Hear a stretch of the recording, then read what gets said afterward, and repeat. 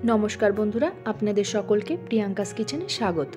आज के आपनादेर साथे शेयर करते चलेछि अति परिचित एक रान्ना माछेर माथा दिए पुঁই শাকের घ्याट।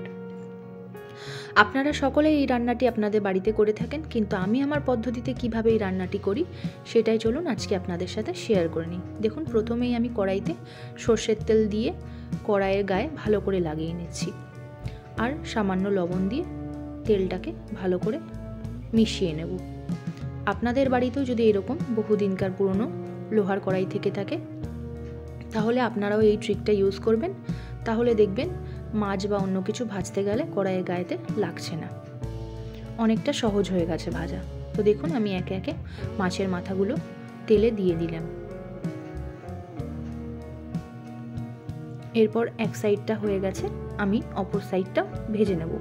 এই সময় অবশ্যই আপনারা ঢাকার ইউজ করবেন, না হলে মাছের মাথার যে চোখ থাকে সেটা গায়ে ফেটে ছিটকে আসতে পারে। ঢাকা খুলে দেখুন আমার মাছ ভাজাটা হয়ে গেছে, বেশ লাল লাল করে ভাজা হয়ে গেছে। আমি মাছের মাথাটা এবার একে একে তুলে নেব। আমি এই রান্নাটা ননস্টিকের কড়াইতেও করতে পারতাম, কিন্তু কিছু কিছু এমন সবজি আছে বা কিছু কিছু এমন রান্না আছে যেগুলো লোহার কড়াইতে না রান্না করলে মনে শান্তি লাগে না। আমার সাথে কে কে একমত অবশ্যই আপনারা কমেন্ট করে জানাবেন। এরপর আমি সামান্য একটু সর্ষের তেল কড়াইতে দিয়ে নিলাম, তারপরে দুটো শুকনো লঙ্কা চিড়ে কড়াইতে দিয়ে নেব। আপনারা অবশ্যই চিড়ে দেবেন, না হলে গায়ে ছিটকে আসতে পারে। তারপরে 1 চামচ মতো আমি 5 ফোড়ন দিয়ে নিলাম।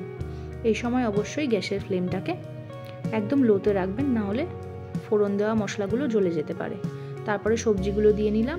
সবজির মধ্যে আলু, বেগুন আর কুমড়ো রয়েছে, আপনারা আপনাদের মন পছন্দ মতো সবজি দিতে পারেন। তারপরে 1 চামচ লবণ, 1 চামচ হলুদ, তারপরে 1 মুঠোর থেকে একটু কম গোবিন্দভোগ চাল আমি সবজিতে দিয়ে নেব।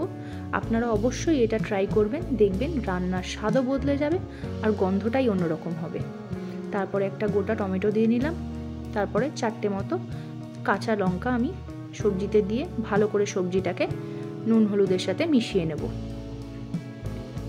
এই রান্নাটা কিন্তু সময় সাপেক্ষ, যত সময় নিয়ে এটাকে মজাবেন তত দেখবেন রান্নাটার স্বাদই আলাদা রকম হবে। এই পর্যায়ে আমি ভেজে রাখা মাছের মাথাগুলো আমি সবজিতে দিয়ে দিচ্ছি। তারপর আমি কিছুক্ষণের জন্য ঢাকা দিয়ে দেব, যাতে মাছের মাথাটার ফ্লেভারটা সবজিতে চলে যায় আর মাছের মাথাটা নরমও হয়ে যাবে। খুব সুন্দর একটা গন্ধ বেরাচ্ছিল গোবিন্দভোগ চাল আর মাছের মাথা। এবার আমি সামান্য আদা বাটা দিয়ে দিলাম, তারপরে দেখুন আমি 2 কোয়া রসুন গ্রেট করে দিয়ে দিচ্ছি।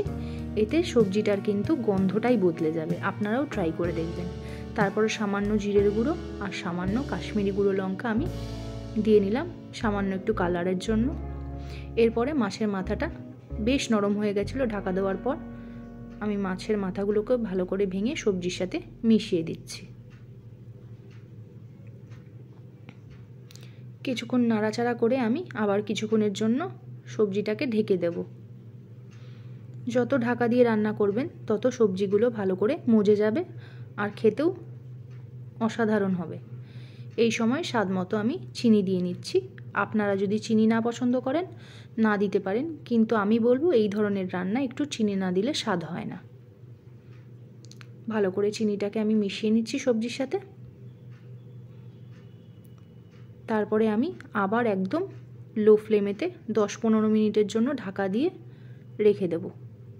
দেখুন সবজিটা অনেকটা মজে এসছে।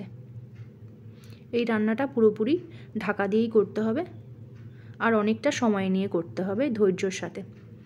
ধৈর্যর সাথে যে কোনো কাজই করলে সেই কাজ কিন্তু সফল হয়। দেখুন আমি ঢাকা দিয়ে আবার কিছুক্ষণের জন্য রেখেছিলাম, খুব সুন্দর একটা গন্ধ বেরাচ্ছিল।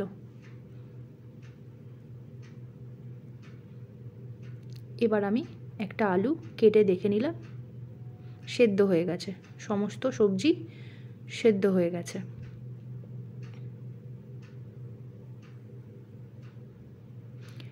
এই সময় যে কি সুন্দর একটা গন্ধ বেরাচ্ছিল আপনাদেরকে না বললে আপনারা বুঝবেন না।